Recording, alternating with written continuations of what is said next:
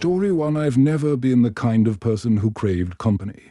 Since childhood, I preferred my own little world over playgrounds or parties. While other kids were making friends, I was glued to a flickering screen, hopping between old consoles and my dusty desktop, losing myself in digital worlds. By the time I reached high school, that restlessness turned into something stranger. I started taking long, aimless walks. I'd wander through graveyards, trace narrow deer pots, and eventually developed an itch for places I wasn't supposed to be. It began harmlessly enough, slipping into cemeteries after dark, but I soon graduated to abandoned hospitals, crumbling schools, and forgotten farmhouses. When I finally got my license, my range exploded. I could reach far-flung ruins, the kind you only find on satellite view. I'd spend hours combing through Google Earth, pinpointing rooftops half swallowed by trees or warped foundations barely visible in clearings. I'd jot down 5 or so potential sites and try to visit them all in one day. A few turned out to be lived in after all, but I got better at telling the difference. Most trips meant trudging through brush and brambles, thankfully. I had my stock boy shifts at the local grocery store to fund decent boots and jeans. One cloudy afternoon, one pin on my list led me to a dirt road that ended in a dense wall of woods. The target, a forgotten, decaying church. I parked, locked up, and followed the path. After about 10 minutes, I began spotting clues: rusted trash cans half collapsed in moss, splintered crates scattered like forgotten offerings. Then the trees thinned, and I saw it. A weather-beaten little chapel crouched in a clearing, its steeple broken off long ago. An old stone well sat just a few feet from the entrance, out of habit. I leaned over to check if it was sealed. It wasn't. The darkness inside seemed bottomless.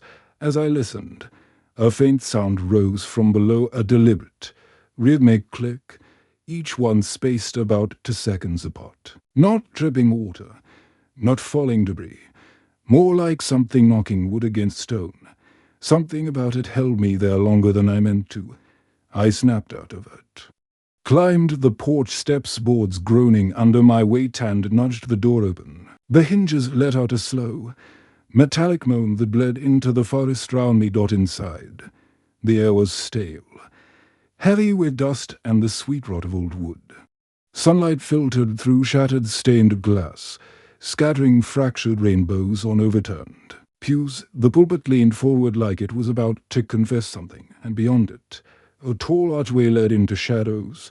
I swept my flashlight over the place, took a few photos from my collection, then pushed through the arch. The narrow hallway beyond was lined with door frames, most broken, some missing entirely.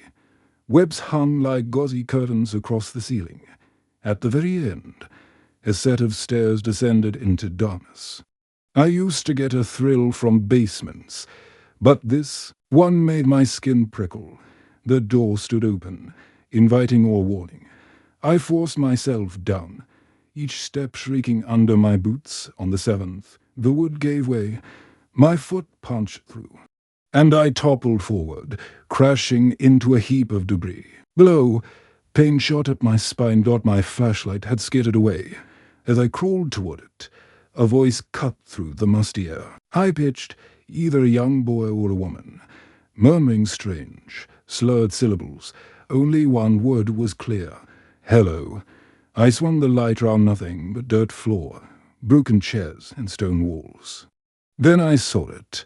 A rough tunnel carved into one wall, clearly dug by hand. The voice was coming from inside. I stepped closer, my light trembling in my grip. The further I leaned in, the more the gibberish walked, echoing unnaturally off the jagged walls. Suddenly, my beam flickered. The sound stopped. Then dash click. 2 seconds later, another click. The exact rhythm I'd heard in the well. Louder now, closer. My chest tightened. I bolted. I grabbed the railing, hauled myself past the broken step. and didn't stop until I was outside. Gulping the cool air, the clearing was silent, too silent. Even the wind had vanished. I glanced at the well one last time, still black, still endless then. Ran through the woods without looking back. I skipped the rest of my list that day. Drove home without music, without thinking, the road blowing past. I told myself it was probably just another trespasser messing with me. But deep down, I knew that wasn't right. Some things in the dark don't sound like they belong to people. Story to this happened to me a while ago and is still stuck in my mind. Me and my friends often like to be in the outdoors. I'll refer to my friends, Ashon and Anthony. We were bored and decided to go fishing deep in the woods near some farmland. We were chased out by a farmer and his dog. We tried to hide, but his dog found us and he threatened to call the police when thou. He was already on the phone with his friend, which we found weird. Honestly, we kind of found it funny. So, for whatever reason, we thought it would be a good idea to go back the next day and sneak onto the property to explore it. It was nearing about an hour before dark, and this property was huge. Acres upon acres. We had to hike through some deep wood, similar to the one we had been fishing in before. Although we scoped it out on Google Maps, it was still easy to get lost. I remember thinking to myself that Wes held me out of there before dark. At first, everything seemed normal, and I wasn't getting any bad gut feelings. Were admiring the horses and petting them. I remember thinking it was weird having all this farmland and only horses. I compared it in my head to my uncle's farm, which is a lot smaller buffers about different types of animals. Not just one. I just brushed it off and thought that maybe the owner specialized in horses, after walking through the woods. Weird, the fence bordering their property. John was leading the way. I was in the middle, and Anthony was behind us. This is when we stumbled upon a run-down house with multiple trophy cars and a broken-down RV. We were shocked at the discovery and snuck round some of the cars. There was also a very creepy run-down shed. It was crazy to see. I even took this video. __Corvette Raptor Bentley .holy __. There were multiple Porsches, Range Rovers, Ford Raptors, Bentley sports cars, Corvettes, and Ferraris. The deeper we got and the more cars we saw, we realized we probably shouldn't be seeing this since some of the cars were parted out. We suspected it was probably a criminal ring stealing cars. After we had seen all the cars, John decided it was a good idea to explore the inside of the camper. While Anthony kept lookout, I held the door open for John since he skinned of the smallest. So I thought he would be best suited to explore it. There was evidence somebody was living there, fishing rods, fresh food, bedding, and other stuff. Although the camper was run down, we understood it was somebody's home, so we got out of the... I forgot to mention, there were also car tires inside. We were not trying to break or destroy anything. Just look round. We snuck round to the back of the property where all the cars were. There were side-by-sides, and we made the connection that they were probably US to run the property. There was also Errandown shed. And when we went inside of the back of it, we caught a foul, horrible smell. We kind of just brushed it off and laughed, joking that maybe it could be a body. None of us really believed it, though. Then we heard the gate at the entrance of the property open and slam. It was about 50 away. We were heading back to the wood line because we didn't want anyone to see us, and that's when a van turned onto the street we were on. It was nearing dusk, and the headlights were on. So we sprinted through the woods.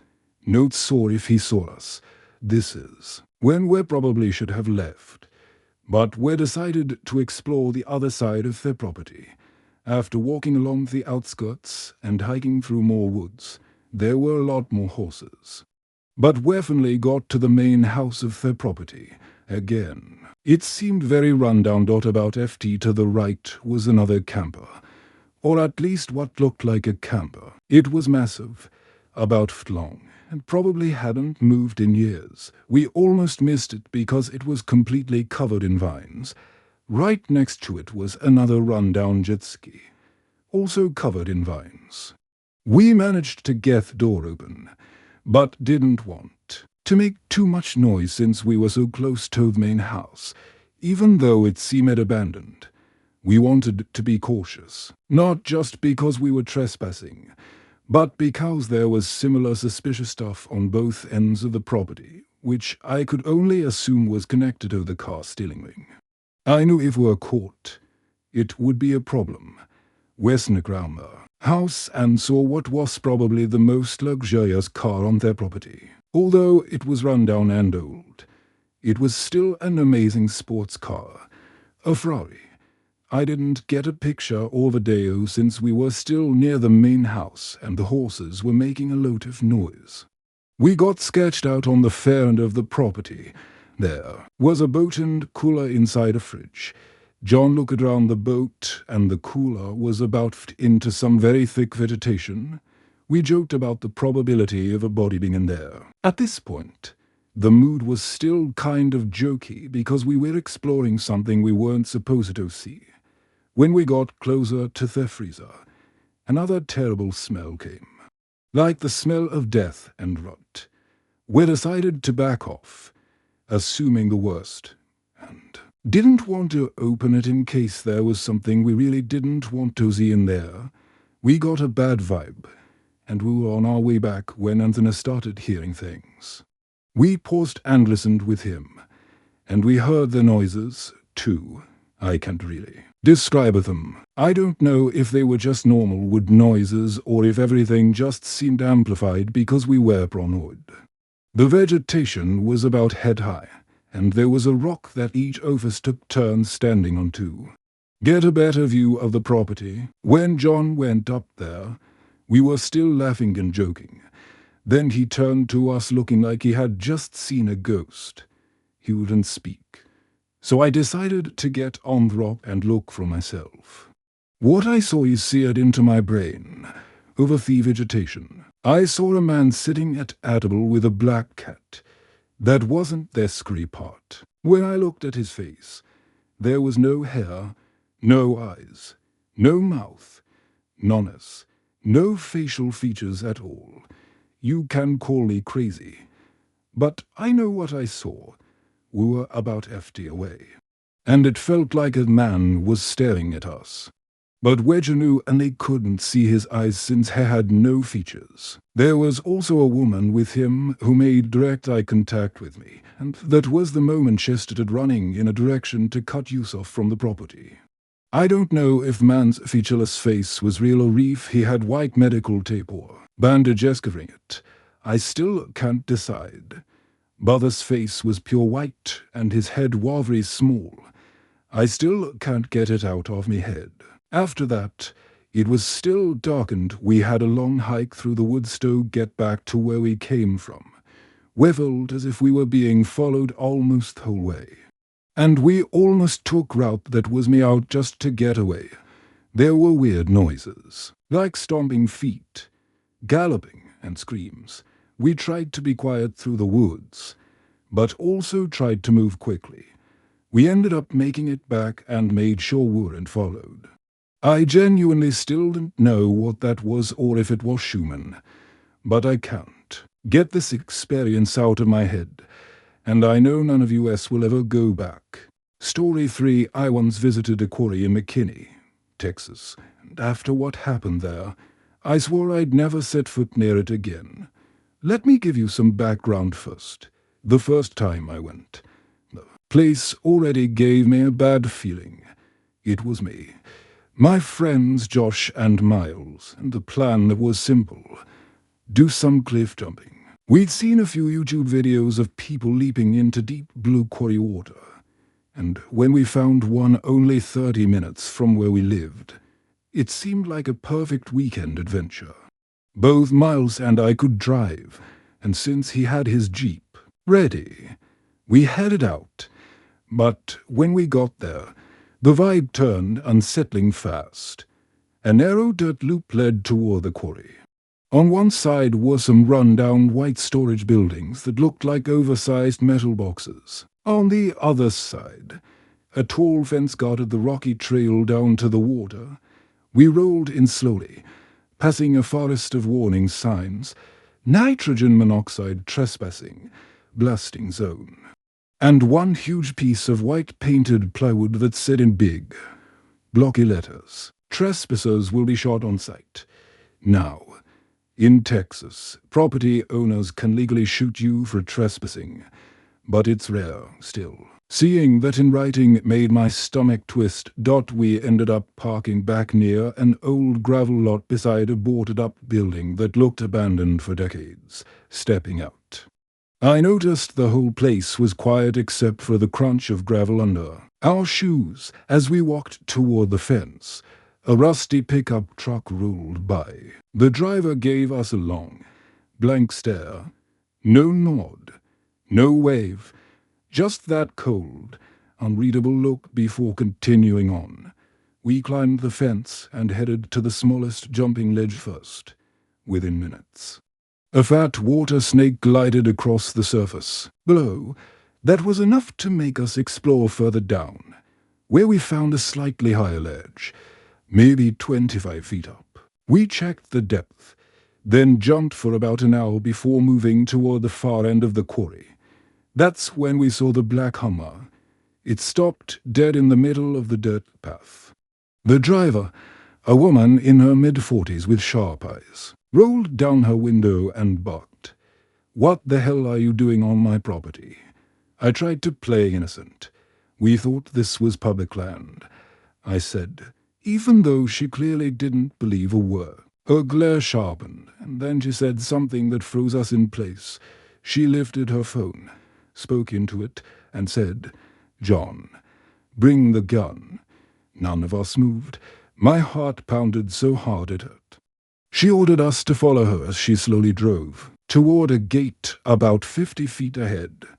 We mumbled apologies the entire way, promising we'd leave and never return.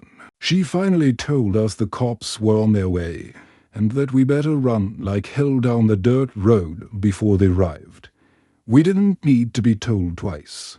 We sprinted back to the jeep and tore out of there. I wish I could say that was the end.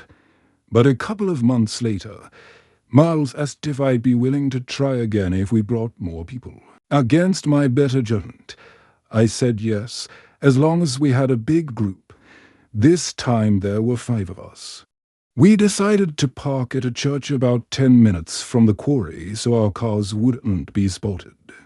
As we walked in, we passed a few vehicles, and one man in his early 30s actually stopped and warned us. "Watch out for a black Hummer." We laughed and told him our first run-in, then kept moving. We climbed the fence again and went straight to the second jumping spot, hoping to be a little more hidden from the main road. About an hour in, a silver van rolled slowly down the dirt road and stopped about 60 yards away. It wasn't the black Hummer, so we didn't panic. At first, the van was mostly hidden behind trees, but after a short pause, the air split with 2 deafening gunshots. They were close to close. Everyone froze.